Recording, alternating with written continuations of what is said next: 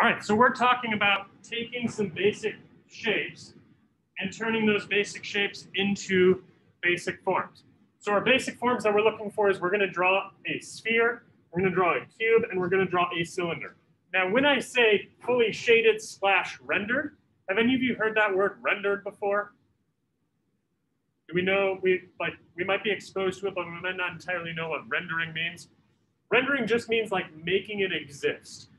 It's, if you're playing video games, oftentimes there'll be a little loading box that say like rendering the world. Really, it's just like populating, shading, kind of sculpting those things out.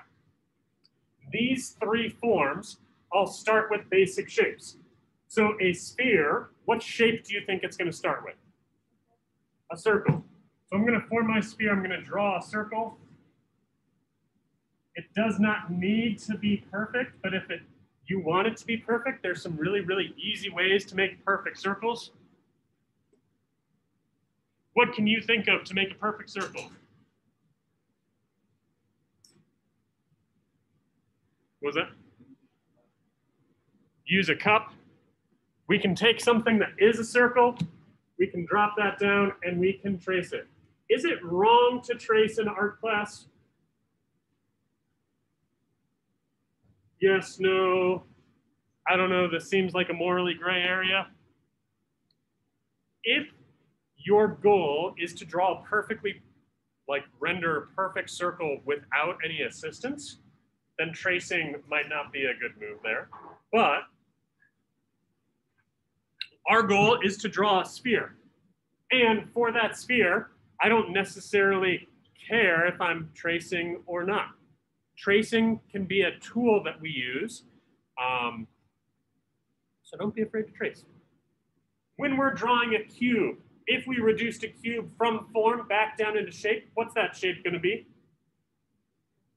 A square. So I'm going to draw a square as well.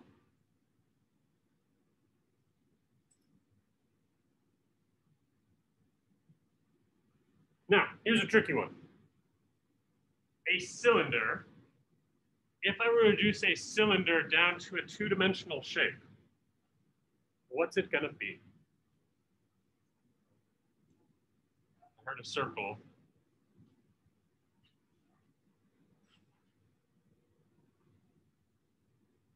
I hear some of you like thinking and your brain's kind of crunching along and saying, well, that depends.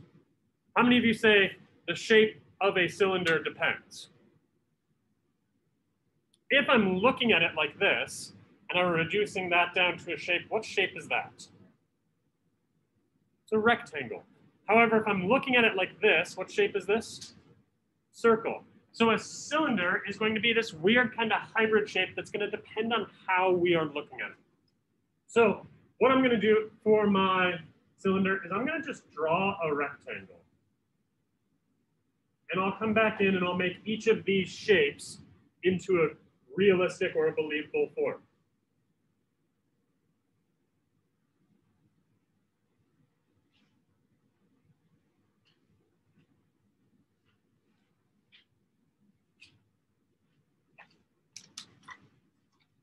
Have I lost anyone yet?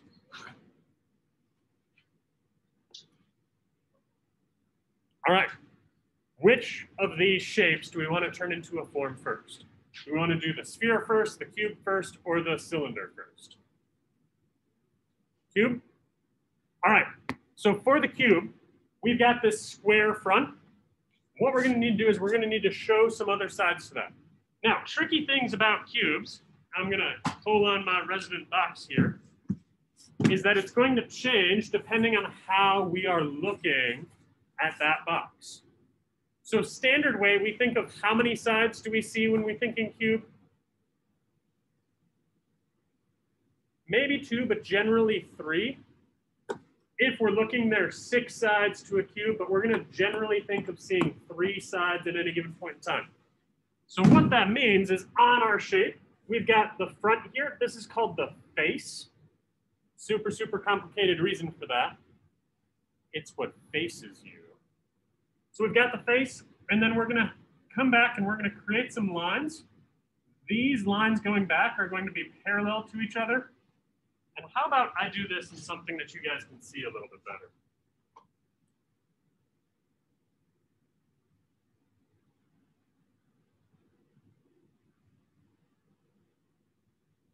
Does that help?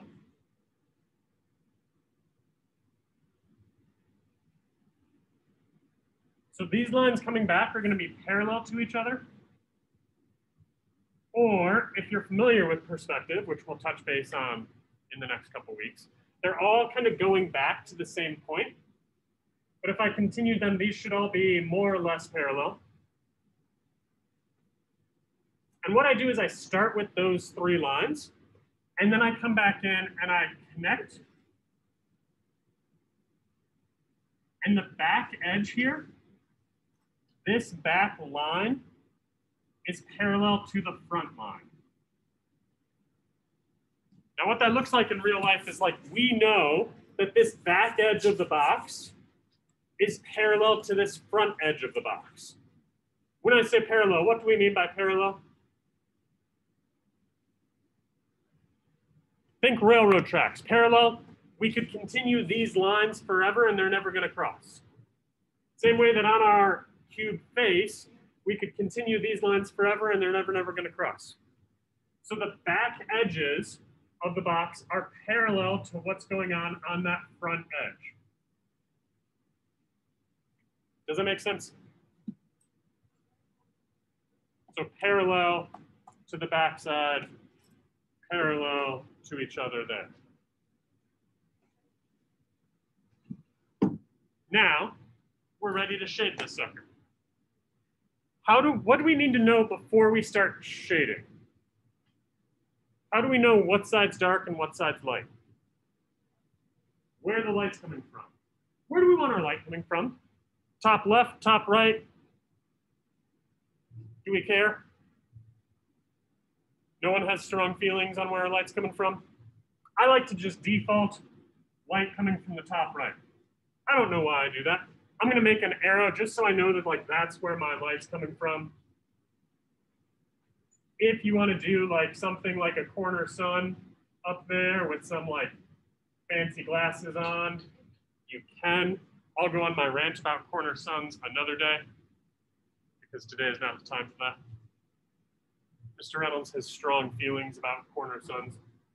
But if my light's coming from there, I'm either gonna choose the face or the top side to be the lightest value.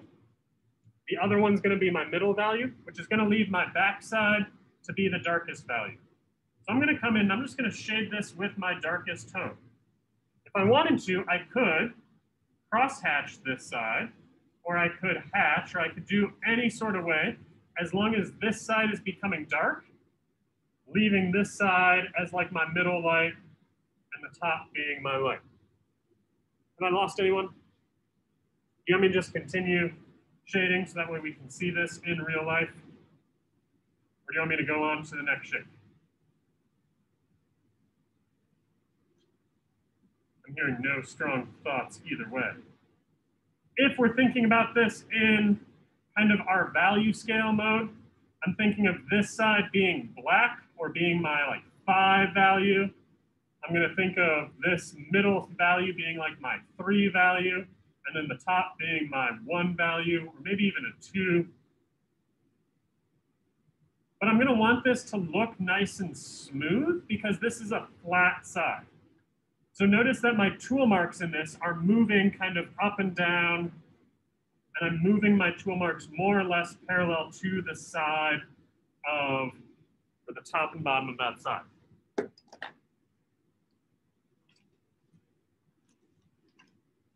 If I wanted to get real fancy, I could come back in, I could smudge that with my finger, or I could smudge that with one of my fancy blending sticks to make that value nice and smooth throughout. All I'm doing here is I'm controlling how hard or how soft I'm pressing.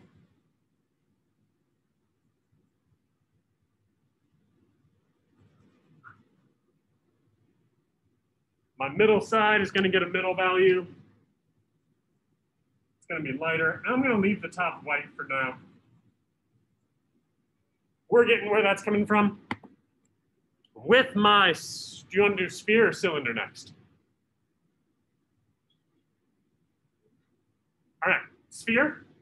My light's coming from the top here. So what's going to happen is I'm going to have a highlight that's roughly like the shape of my sphere. And then the way I'm going to shade this sphere is I'm going to have my lines kind of curve. And if you think like a globe, think of the way that the lines on the globe move around. Handy visual aid. The lines on the globe, as they come down, they get wider and they bulge out around the center, and then they all kind of taper down, and then they curve around. We're familiar with how that's working. And so in our sphere world, we're going to kind of create our values by curving our lines the same way on this sphere. So it's going to be darker away from the light source. And I'm going to slowly get lighter as I curve up. Now, right now, these lines look real kind of grungy. I'm going to just keep working this until this is a nice, smooth sphere. And I'm getting lighter and lighter and lighter as I'm moving up towards that highlight there. So as long as my lines are kind of creating the roundedness of the sphere, your values should be believable and help make this thing look more three-dimensional. Because remember, the difference between a shape and a form is that forms are three-dimensional while shapes are two-dimensional. So we really want this to look like it has height, width, and depth, or we want to shade it so that way it looks like we could come in and just like pick that thing up off the paper. Is this making sense so far? If you're just working right along with me, you are saving yourself some homework time and getting this done right now.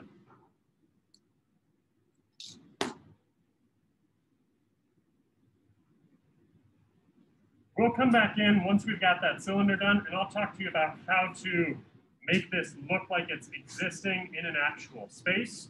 That's going to be our values on those other sides. I'll give you just a minute, and then we'll talk about that cylinder.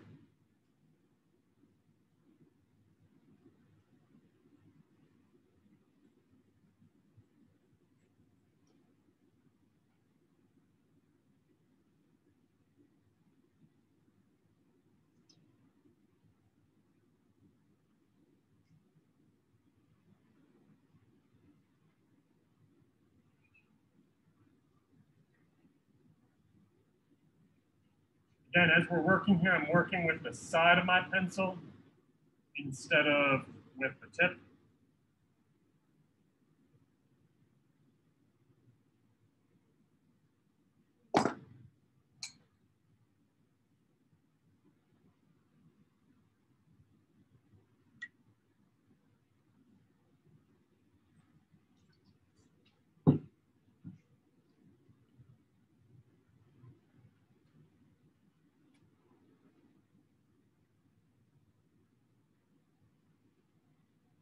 If I could get eyes at the board for just a second, so that way we can talk about cylinders, because cylinders are where most of us start to fall off the bus. So cylinders, when we're looking at them as basic shapes, oftentimes are either rectangles or circles. I started us off with a rectangle. Now the difference is cylinders are rounded. And so at the top, we're oftentimes going to be able to like see in. So if you're thinking like a coffee cup or like a paper towel roll, those we can see into the cup, assuming that it's not filled with chalky pencils and a pen form of Bob Ross. But we can generally see in and see some of that inside, or there's a cap to the top. So as we draw that, what we're going to do is we're going to have a oval at the top and a half oval at the bottom. How many of you are uncomfortable with the idea of just freehanding an oval that looks good? I'm uncomfortable with that. Rodney's uncomfortable with it as well. Some of you are sitting here saying, I don't really know where we're going with this, so I'm not going to volunteer myself. So I'm going to teach you a trick, because in order to make a cylinder, we're going to want to make an oval shape up at the top. But that's really tricky to do just freehand unless you've been practicing that for a while. So a trick that I always use is I think of this line, my top line, as a guideline. That line's not actually going to exist because I'm going to, be able to put stuff in here. I go to the middle and I essentially do like a lowercase t or like a small cross. And depending on how wide this opening is, I'm gonna make it even on top and bottom. So I've got even spaces on top and bottom. Think of this as like a fat little T or a cross that fell over on its side. But I'm putting that line right in the middle. And I'm gonna show you the magic trick that I'm gonna do here. From that line, instead of having to just make an oval and make it look good, all I really need to do now is I need to think of connecting each of these spots with a slight curve. So on the top, I'm curving between those points. On the bottom, I'm curving between. On the left side, I'm curving between. And on the right side, I'm curving between. This also lets me step back and look at it and figure out where my oval is not working well, if that's the case. So looking at this right side is a little bit more squat than the left. So I'm gonna come back in and beef that up a little. I'm gonna thicken that in. And I'm drawing a lot of lines here that we're calling lines of construction, meaning that they're not actually going to exist in our final thing.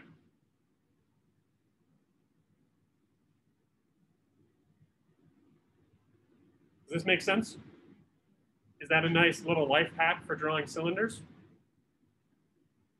Now, one of my pet peeves is like we got this shape up at the top and we're looking into the cup. And so we've got that oval at the top, but the bottom, is the bottom flat or the bottom rounded?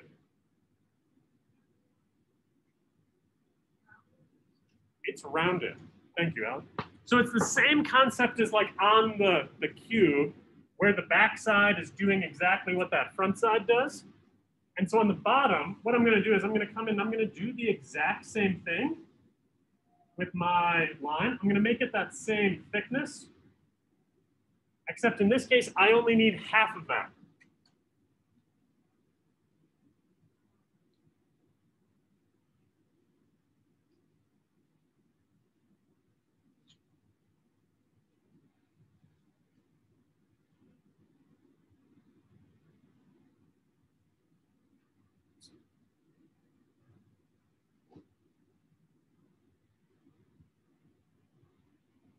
And then I can come back in with my handy dandy eraser and I can erase all of those lines of construction, leaving just that bottom curve and leaving just those top curves, that top oval at the top of the cylinder.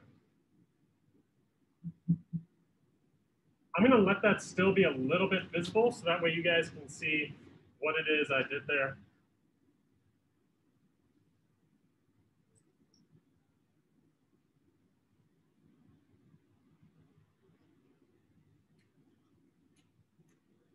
Now the trick is a lot of people get to this point and then they just start shading their cylinder and they just shade it back and forth.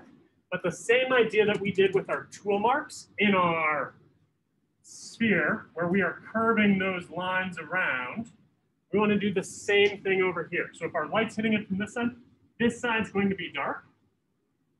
So I'll come in and just slap down some dark value. But our lines are, as we shade, we're going to wrap those around. And it's going to get lighter as we come over to this other side. So all of my lines are following the curve of that oval at the top in order to make this look and feel three-dimensional. So again, this is like magic that we're doing just with how we're putting our tool marks down on the paper. Going from dark to light, but curving those lines or wrapping those lines as we curve around.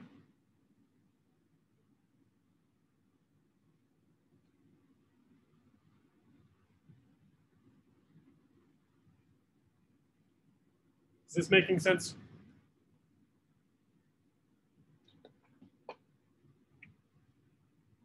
One other thing, if this is open up at the top here, and the light is coming from over here, from our happy little sun, who's wearing happy little sunglasses,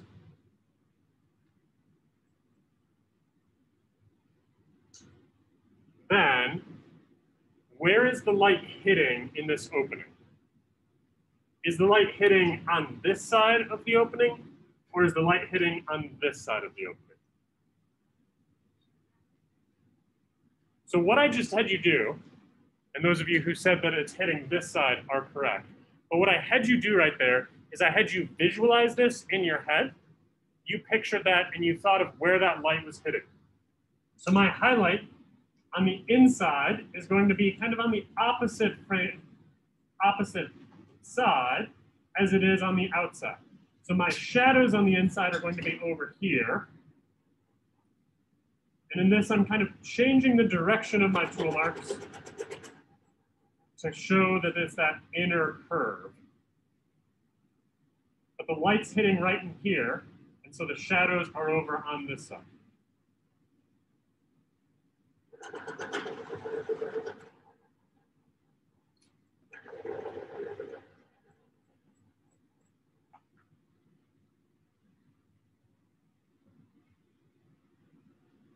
Do you guys want to talk about cast shadows and setting these objects in the real world really quick before I set you free to do this?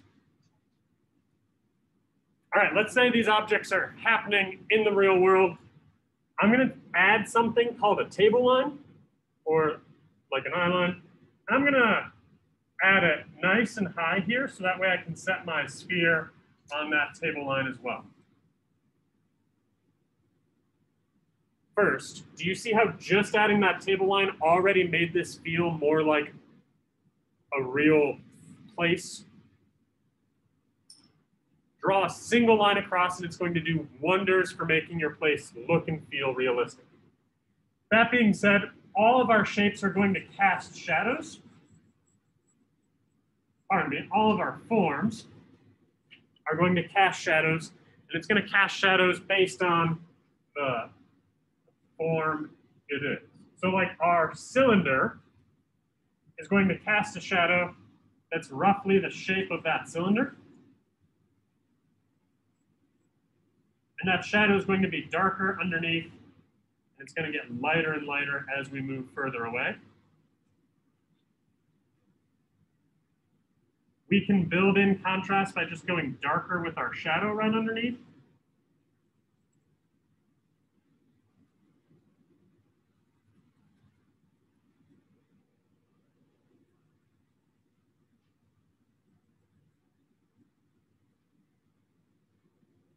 But our shadow, is our shadow a shape or is our shadow a form?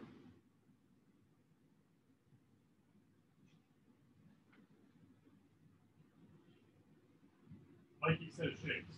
How many of you agree with Mikey that our shadows are shapes and not forms? If our shadows were forms, that would be like a nightmare type thing, because your shadow would exist like in the world around you. And that's like the whole video game thing where you're fighting yourself, but like a dark version. So shadows are shapes, and so it is okay to keep our pencil marks all kind of even and flat as we do those shapes.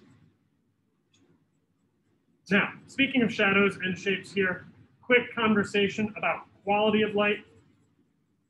If this was really, really hard light or really bright light, the edges of our shadows would be much more defined.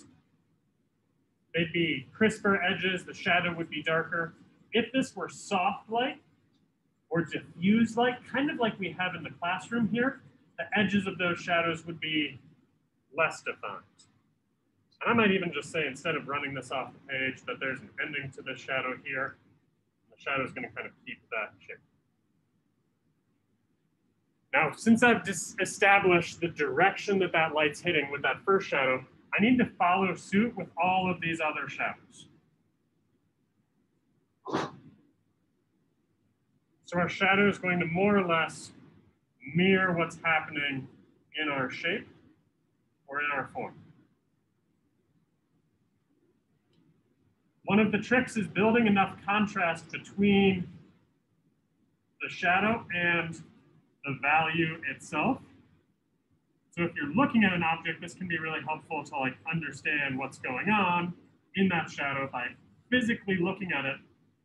But otherwise, if the backside of your shape is really, really dark, you can make the shadow a little bit lighter. If the shape is not, you can make that shadow darker. Whatever's going on there.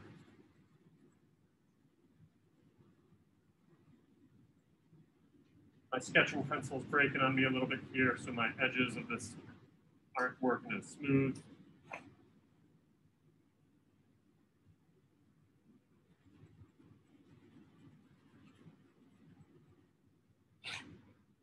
And last but not least, my sphere up there. The sphere's only really touching the ground right here. And so that shape of the sphere shadow is going to be cast down. It's going to be roughly rounded, but it's distorted. Go really, really dark under here. Shape of that sphere. Da, da, da, da, da, da, da, da, da.